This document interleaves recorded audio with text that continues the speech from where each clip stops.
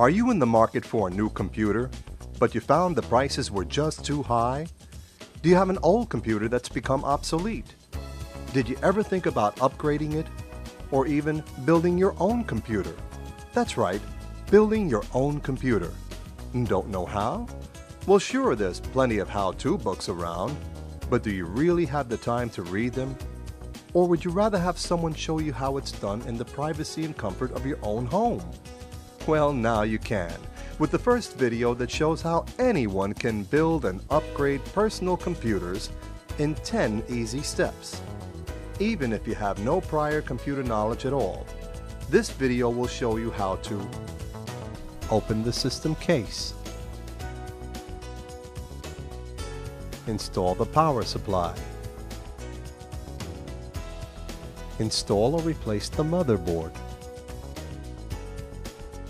install or replace the CPU and memory modules,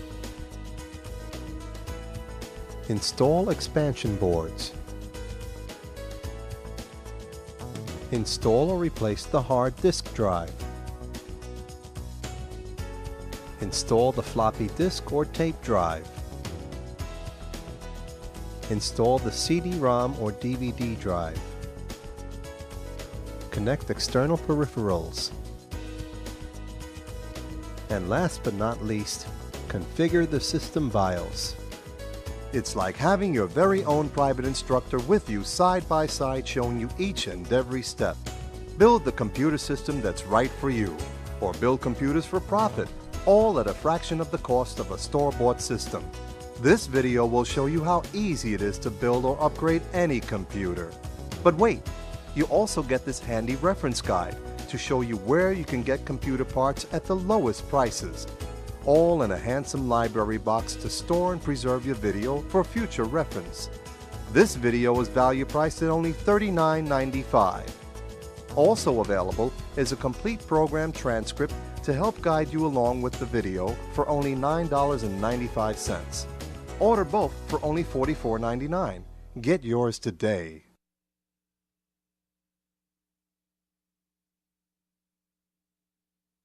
To order a complete transcript of this program, please send check or money order for $9.95 to MMR Productions, P.O. Box 585, Hopewell Junction, New York 12533-0585. That's MMR Productions, P.O. Box 585, Hopewell Junction, New York 12533-0585. New York State residents, please add sales tax.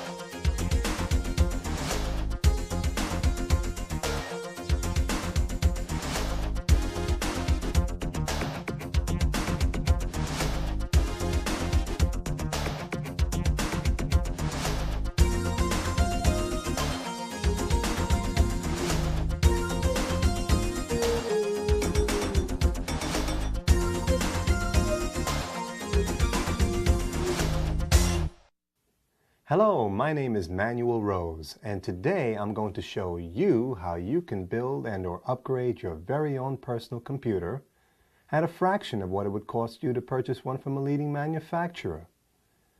I'd like to make some suggestions as to where you can purchase the parts to build your computer. Catalog ordering is a very good way to get parts and accessories, and in most cases there'll be friendly, knowledgeable people to assist you with your purchase. Just make sure you deal with a reputable business. Another great place to go is your local computer show. Many bargains can be found there, especially when you buy with cash. You can also check out computer and electronic stores. Wherever you get your computer parts and accessories from, make sure you shop around for the best deals and get the manufacturer's written warranties. The tools you will need are 1 Phillips and 2 flathead non-magnetic screwdrivers. Before we begin, I want to tell you that electronic circuits are static sensitive, so there are a few precautions you must observe. Keep circuit boards in their anti-static bags until they are ready to be installed. Before handling components, discharge your body's static electric charge by touching a grounded surface. A good way to do this is to plug the computer case into an outlet and touch any unpainted part of the metal. When handling circuit boards, avoid touching any components on the boards and connectors that plug into the expansion slots. Hold them by their edges and/or any metal mounting hardware on the circuit board. Never slide boards over any surface as they can sustain irreversible damage. Avoid plastic, vinyl, styrofoam, furs, and carpet in your work area. You should wear a grounding wrist strap. Also make sure all components are at room temperature. Now let me show you in 10 easy steps how to open the system case,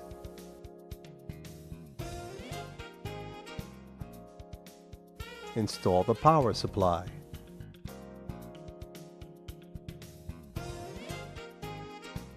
install or replace the motherboard, install or replace the CPU and memory modules,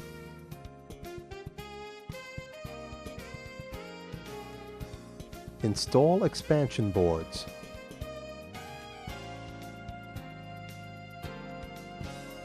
install or replace the hard disk drive,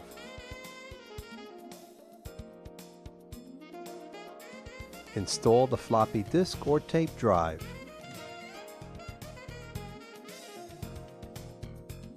install the CD-ROM or DVD drive, connect external peripherals,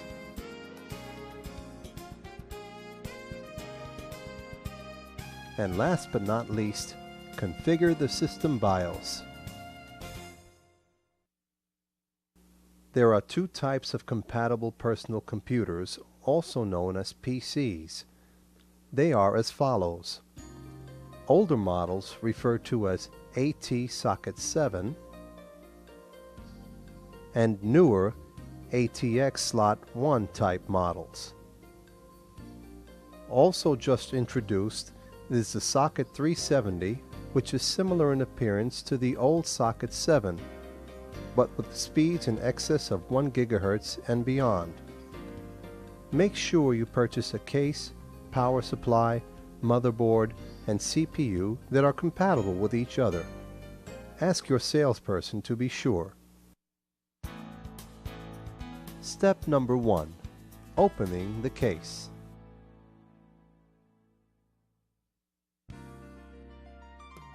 If you are upgrading your present system, make a diagram of the cable connections in the back of the system unit so you can replace them correctly when you are finished. Next, you must ground yourself by touching the unpainted metal chassis. Then unplug the AC electrical cord and any other cables that may be connected.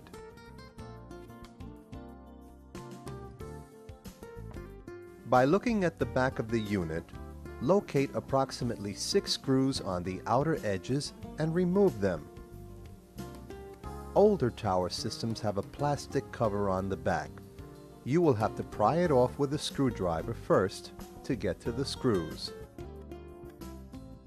To remove the cover on tower and smaller desktop systems, slide the cover back and up. On an old desktop system, slide the cover back and off. Be careful not to catch it onto any cables inside the system. Set the cover aside and keep all screws together in a container. Now that I have shown you how to open the system case in step 1, you're ready to move on to step 2. Install the power supply. Most computer cases come with a power supply. However, in some cases it is not included. It may be necessary to purchase one separately. The power supply is a metal box and it supplies low voltage power to the various circuits inside the computer. It also has a fan inside to keep it cool. The power supply has 4 to 7 connectors that will plug into the motherboard and the disk drives. Orient the power supply with its fan so that the fan faces the back of the system case and place it into position. Fasten it to the case with screws using a non-magnetic screwdriver only. We have just completed step number 2, installing the power supply. Now you are ready to move on to step number 3, installing the motherboard. You are now ready to install the motherboard, also known as the main or system board. As I said earlier, there are 2 types depending on what system you want to build. The older AT socket 7 and the newer ATX model slot 1.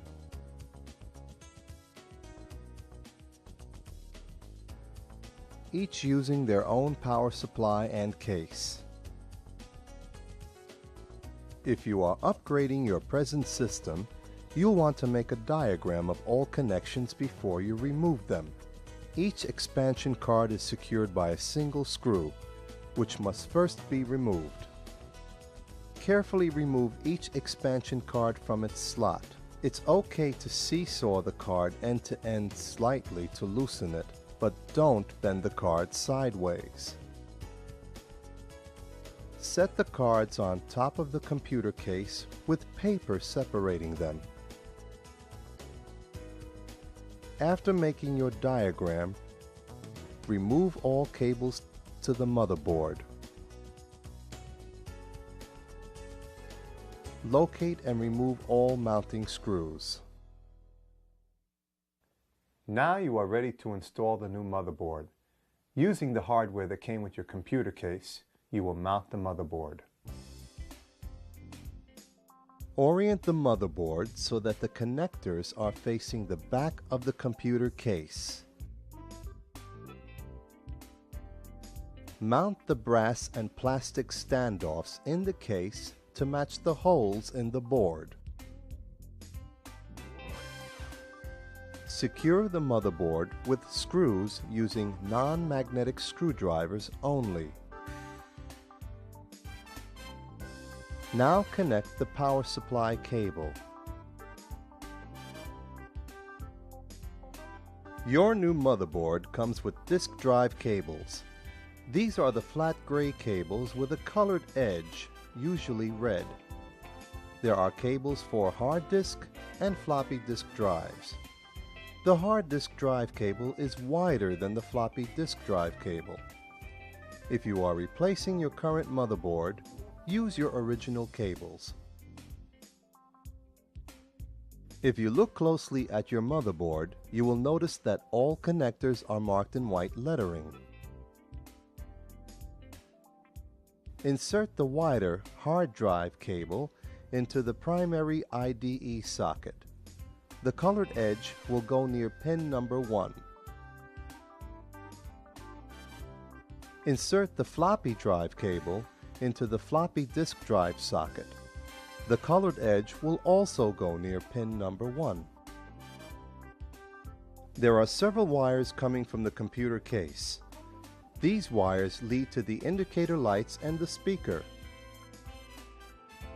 If you are using an ATX case power supply and motherboard, you will have an additional wire that's marked PS for power switch. This wire will plug directly into the ATX motherboard.